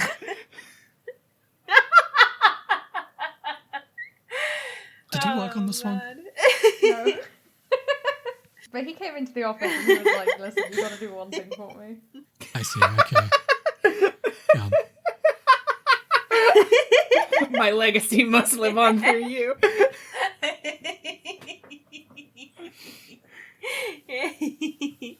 Oh, man. Do you want to hear about Francisca's new job? Yeah. Yeah. She Does she work in a bakery? Yeah. Cute. No, she actually writes children's stories now. Oh, she'd be so good at that. Sorry, Hera, go on. she is part of a task force to bring down a smuggling operation. She is working with Interpol. She is 19 years old. She doesn't Just wanted know. to It's fine. throw She that doesn't know. detail in. She's just really smart and clever at what she does. Therefore, it's fine. So she gives you that information. You find a dossier of specifically her in the suitcase of what's the victim's name? Acme Hicks. It's so much harder to remember their names when they're not Acme. puns. So Yeah, much and there was harder. Yeah. So you use your logic powers to put two and two together and say, hey, this guy is an Interpol agent. Which is really funny, right? Because if Francisca knows who this guy is, has found out that he's died, found out that her brother was on the flight and was like, oh, this fucking guy is out to sabotage me again by killing this guy. They're the pettiest siblings. Doesn't question for a second that this is something that Mars probably wouldn't do. I genuinely think Francesca just wants to arrest Miles for the fun of it. Yeah. It's mentioned right at the beginning that that Acme was undercover, which doesn't make any sense because he apparently immediately tells Cammy who he is, but also Yeah. So then why would... well, no, it kind of does make sense because then maybe Francisca didn't know it was him in particular that was the agent, perhaps. Maybe he's just really bad at working for Interpol. Yeah, maybe he's just... He did you know, die. a guy who's average at his He job. got and that's why he's upstaged bad by at a it. 19-year-old. He did die. He did Kind of die. the worst thing you can do at your job when you think about it. That's really depressing. Okay, never mind. It's the second worst thing you can do in your job because you can also kill a bunch of other people. Oh, yeah, that's true. That's better. Not depressing anymore. There we go. We find some broken glass here. This guy's glasses were broken, by the way, so we put those two together. And we're good to go. We're like, this guy probably died here, and then they moved him upstairs with a suitcase. Job done. Brush my hands off. I'm getting a phone call, Hera, from the autopsy department. Oh, fuck. Whoa. What They've do got they some say? bad news for you. They said this guy's covered head to toe in bruises. Well, a statue couldn't have done This that. guy It's is just- one giant It's one bruise. big bruise. You'd have to hit him It's a- really, really hard with a statue to do that. Yeah, really hard with a really big statue. But it turns out that there actually is a really big statue in this room. That's true. It does have nothing to do with the murder. I think you'll find that the cause of death was incorporeal. So we're like, well, what the hell did this? We haven't found a murder weapon yet. And then enter our good friend Zink, who wants to get to his cargo. He has a bunch of art stuff. He's We an haven't art actually dealer. mentioned that. It's like a bit. It's like his whole character thing is that he's like an art dealer That's who why loves he's in the talking about game. fine art. And yeah, he's got like a massive And amount how of much cargo it costs in here. him. And he said that he's got a statue here that's worth 10 million cents. Right, because he likes to inflate Unclear the whether that's in numbers. dollars or euros. Because it would just be like, I don't know, what's 10 million cents? It's like $100,000, right? He's not very good at his job because he doesn't even recognize the fake. Anyway, we'll get to it. He comes in, the cop won't let him pass, and he's like, oh yeah, watch this. Tries to run past the cop, falls over the railing and onto a big crate. It's While really he's funny. falling, time slows to a stop, and Edgeworth goes, hold on. Wait a minute. It's Something's so good. Something's happening I'm having here. thoughts. It's so fucking good. Before he falls, I do want to point out the really funny thing that happens is just before Zink charges the cop's like, you won't get past me, and like puffs out his chest and puts his arms to his side like he's trying to It's turn really into a good. solid wall. And I was like, no matter what happens here, it's gonna be really funny. They're doing a goddamn Looney Tunes bit up those stairs. Zinc I love it so lands on the much. crate, does not move. Francisco and Edgeworth, not interested in this at all, They do not give a shit. because Edgeworth has figured something out. He's having some thoughts. In the time it took a body to fall, a grand total of, like, maybe 5 feet, Edgeworth came to multiple clarifying realizations. Right, And you're Hera's gonna tell you forced what into the all of them logical are. connection screen here, and you can't leave until you've figured it out. You have to connect the piggy bank and the autopsy report to be like, okay, well, the piggy bank couldn't have made a bruise like that. There would have to have been something really big to make a bruise like that. I think Devon wrote down the actual wording they said of what this clue was.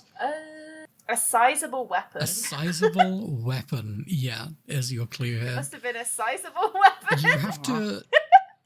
And the icon for this is just a question mark. And we also have another question mark, which is we don't know what the word murder weapon is. And so you put these two question marks together and you go, I figured it out. And that's logic. That's logic, baby. The murder weapon is gravity. Which is incorporeal. I would say the murder weapon was the flaw, but that's, I would have also said this. This is me being a stickler. Yeah. A sensible person would have said this, but look at who we're dealing with.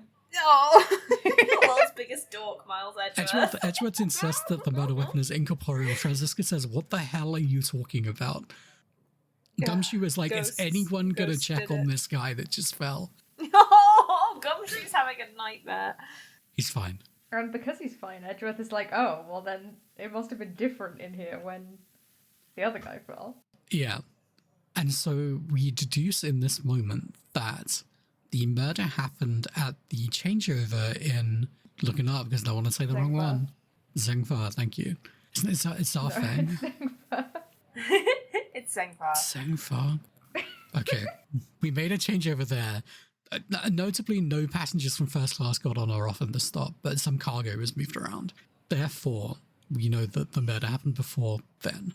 Now, there was some testimony that came up that we missed, that Cammy said that she saw Akbe at 5 a.m. But this changeover happened between 4 and 5 a.m. So this is impossible. This is probably her biggest mistake in this case. Mm-hmm. She makes another very bad one later on, but this is the one that really gets her in it. Yeah, then there's something to argue with. Yeah. Which is not great for her. There is a good CG here, which shows the suitcase containing the body like bursting open in the elevator when the turbulence hits, and there's like money flying everywhere out of his wallet. It's really funny. How did that happen? How shit is that wallet? There's no zipper on it.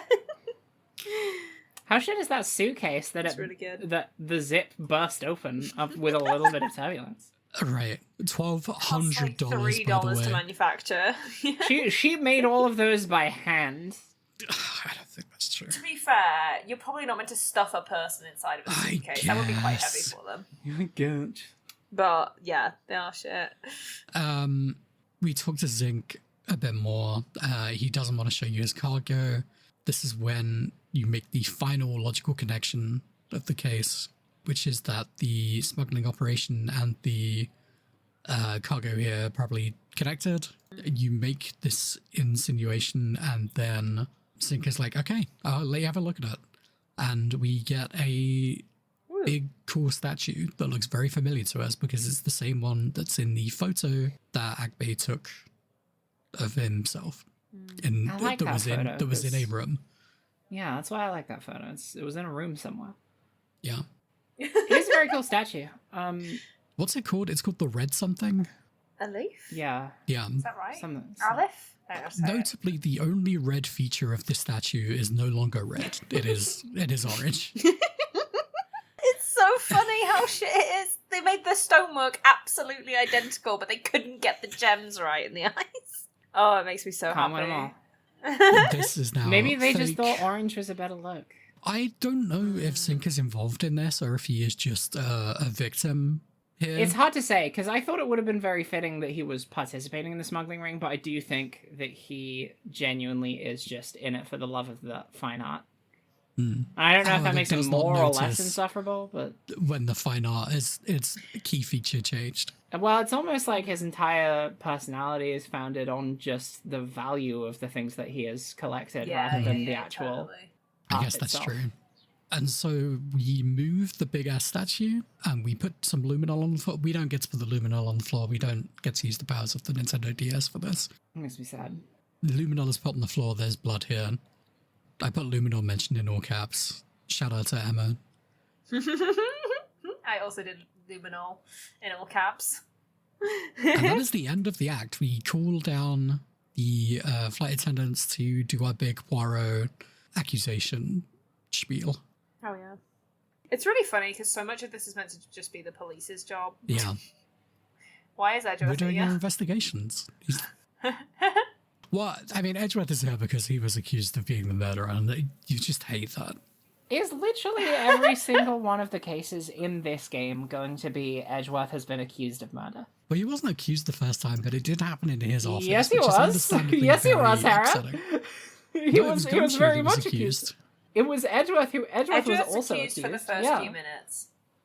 And then very quickly it becomes Gumshoe. Yeah, Edgeworth was accused, Gumshoe was accused, and Maggie was also accused. So, like, everyone who wasn't Jack Portsman was accused.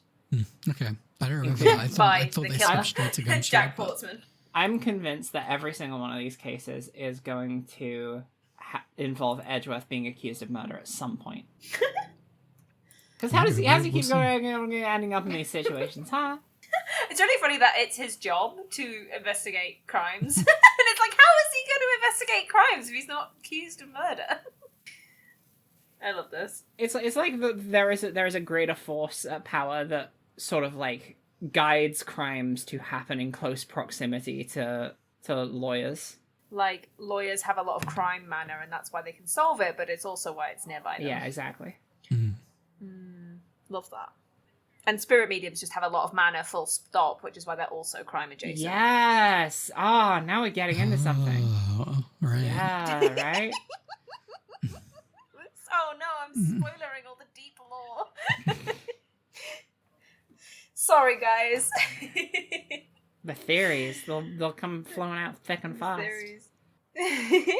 I didn't make too many notes on this last set of accusations and testimonies and debates. We do 2 testimonies and then the Eurobeat kicks in and I was like, well, we got it now. And then I basically stopped making notes. I think all of us just lost our mind at Cammy's new bubble attack and stopped paying attention to what was I happening. knew that there was a switch coming. I did not think it was going to be Bubbles. It's But I really like it. good. She was pretending really the good. whole time. She was never asleep. She was just using bubbles. She was a sleeper agent. We're gonna start doing that. Oh, that's fun. I really liked it. Really good. I love how like angry she looked. Yeah, really good expressions. She's like smoking that thing like a big old pipe, but instead of smoke, it blows bubbles Cigarette out. holder. Like, what was the villain of Case 1-3? D. Vasquez. She looks like Popeye. Also true. Also why I love her. I think she's one of my favorite up until this point. I won't speak about future ones, but like she's one of my favorite murderers. Yeah, out of the 2 cases of this game we've played so far, I definitely say she's better than Jack Portsman. Yeah. I meant of everything, but also that. Out of everything, that's tough. I do really she's like. pretty I don't mean like I think she's the best written villain. I just really She's fun. like her kind Yeah, of her gimmick character. is fun. Like, I think Her there's something design is charming fun. about Her it. attitude is fun. Yeah. She's fun. She's fun. She's fun. She's Cammy Meal. And she's not sleepy. And she Let's is not work through sleeping. this final set of testimonies. I remember what's important here, which is the last 2, which say, oh, there's one that's like, hey, we still haven't found the phone. And Oh god, this contradiction. so Francesca knows the phone number and calls it, and we follow the ringtone back up to the attendant's room. It's in Rhoda's locker. She's really looking like it's so did All it. the evidence is pointing directly towards her, even though we just had the villain do their cool villain reveal. Mm-hmm. And the thing is that Edgeworth is always saying that the truth is found through evidence, so he's definitely just going to accept now that it was Rhoda, right? Well, Yeah. Francisca's like, hold on, this phone looks exactly like my one, and we know that this phone is working even though the screen is broken because the ringtone went off. So I'm going to transfer data from this phone to my phone so we can see what picture Acme took with this good camera that's on the back of this 2009 smartphone. It's a cool phone. I like that it's got a really, joystick. really good camera. And I love that it has LCD screens outside and inside of it, apparently. Don't know what that means. I like the Francisca's is literally exactly the same but blue. Yeah. And what we get is a photo, which doesn't seem to reveal a lot, but we have a look around in there and we look at some crates that are written in Borgidian. And I don't remember who says this. Oh, this is what the key of the testimony is about, is that Zinc had some documents that were written in Borgidian. We knew that Cammy was the only one that could have signed off on them. And she's like, well, okay, that's circumstantial. So we go down the phone route, and that's how we get here. Yeah. Then I believe it's Zinc is like, oh, these are crates full of cloth. And we're like, oh, we know about cloth. Someone used that to clean up the blood in here. And this is where we get her. This is where we get her. We get her. She gets got. Because she is the only one that can read Borginian, except for the Borginian guy. After committing the murder, which was probably in the heat of the moment, she goes to the crate written in Borginian to take out the cloth to clean up. We know that it wasn't Zinc because Zinc can't get down here because he isn't the flight attendant. And her final defense is, well, why didn't I just check every crate for stuff? And the reason for that is because there is a huge crate right next to it which says the word bed sheets in English. Which probably would have been my first pick. And that's it. She's done. She's cooked. She's done. She gets beaten up by 100,000 bubbles. Her plush that she carries around looks like it might be in danger at some point when she holds it in front of her and like holds it taut. But luckily it survives. I'm so glad. I think something I really liked about her character was I think a lot of the other murderers have kind of tried to be smarter than Phoenix or Edgeworth, whereas she's just like, oh yeah, I guess I was just bad at my job, or like, oh yeah, I guess I just forgot that. And I just really liked this kind of just well, you can't prove I'm not an idiot, or I am an idiot. Do you know what I mean? It's it just felt quite refreshing, whereas the ego involved in other ones is a lot more prominent. But with Cammy, she's just kind of I don't care what I have to say to get away with this. She used the bathroom I don't care if I'm defense. shit at my job. I'm not going to does use prison. the The bathroom bathroom defense, defense, my favourite defense. You can't prove it's wrong. You can't prove I didn't need to go take a wicked piss up while this guy was getting murdered. And I think there's just something a lot more real about that, I guess, or funny. I don't know, I just really liked it. I think personally, for me, this is probably one of the best final contradictions in a case that I've played so far. It's not a contrived, you've got to wait for someone to burst through the doors with the killer evidence. This is something you follow through. I really, really enjoyed figuring this last bit out. Yeah, I think that's the thing I'm noticing a bit more about this game in general, is that you never feel like you don't have all the pieces. Maybe that's just because this one was pretty easy, but Yeah. yeah. But it felt I good to remember solve. when I was a teenager getting really stuck on this final contradiction with the box being a Borginian, but I'm glad that it didn't feel strange or alien to anyone else. That's really good.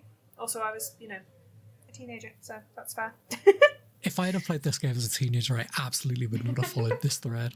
I literally only started getting even remotely good at this 5 years ago, even if that.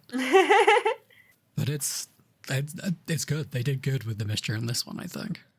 Yeah. There's something nice about this case setting up this smuggling thing, and even the first case setting up a kind of, there's a mention of the Great Thief and things which are bigger than one egotistical maniac in the courtroom against Phoenix.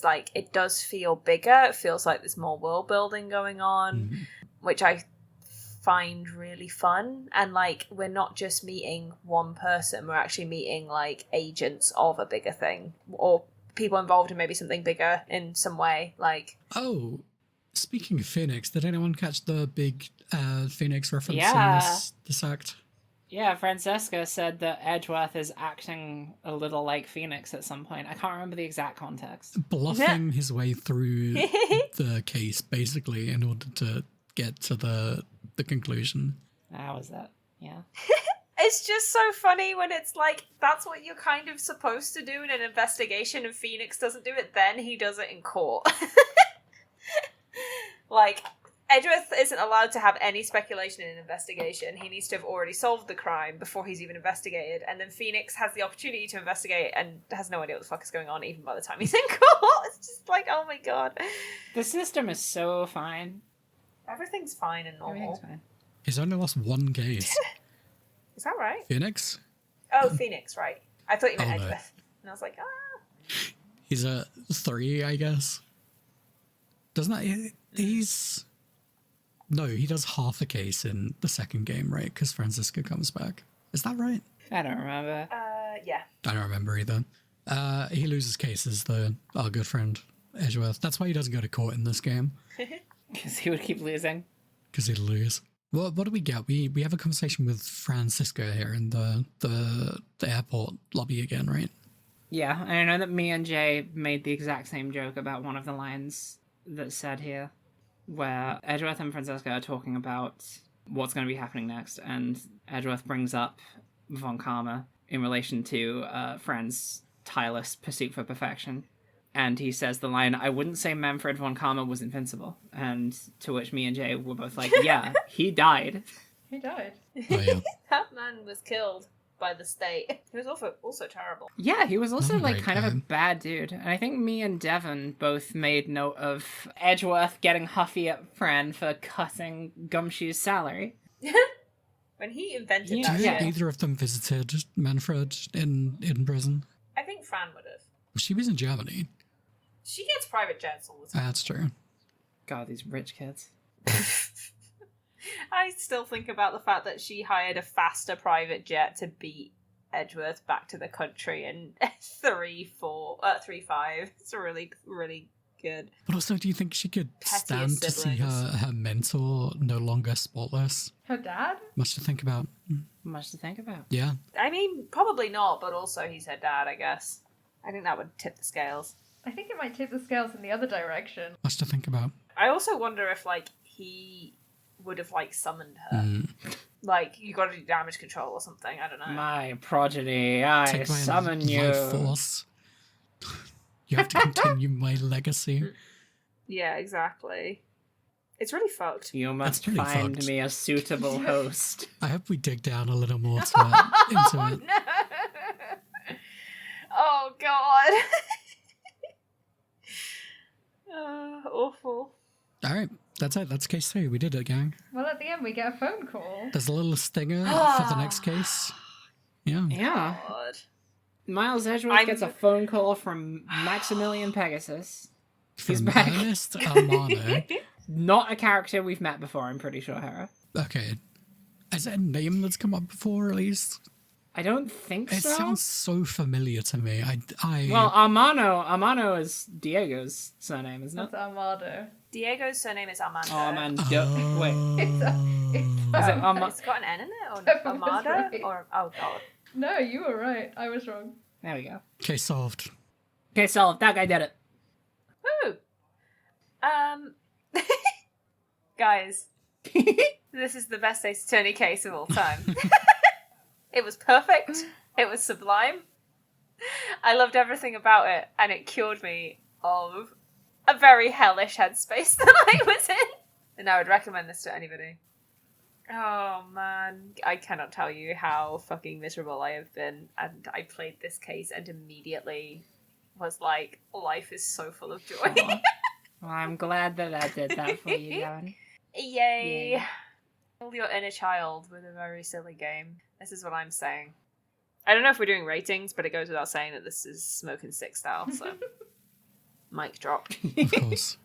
I don't feel like I have an individual rating for this case because it's the same thing that I said last time, which is like, you play this when you're like an older teenager and you've already got the trilogy nostalgia and everything. But I don't know, I found this case kind of like, I agree with what Devin said that like it feeds into bigger stuff, like there's stuff going on.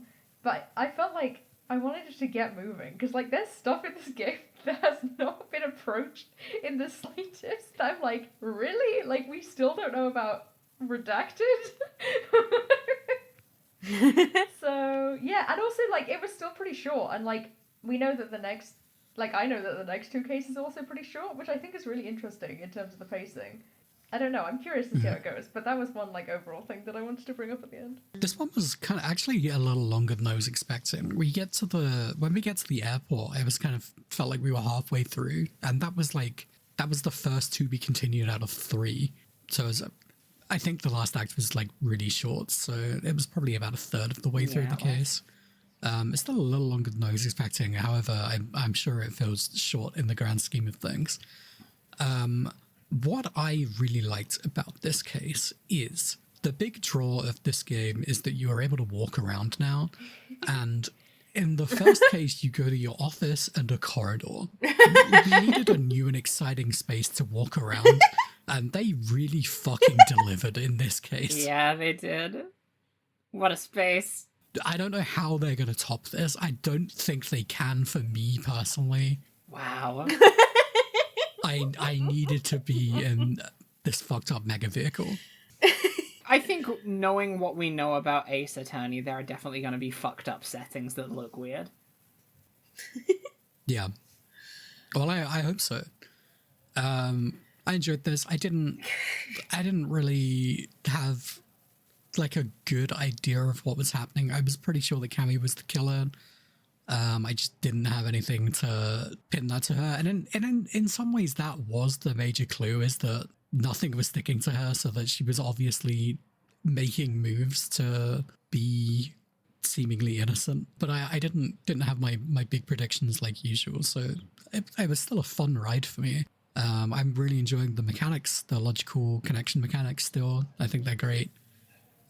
Felt a little bit more contrived than some of the ones in the first case. I'm sure we're going to go further down that path.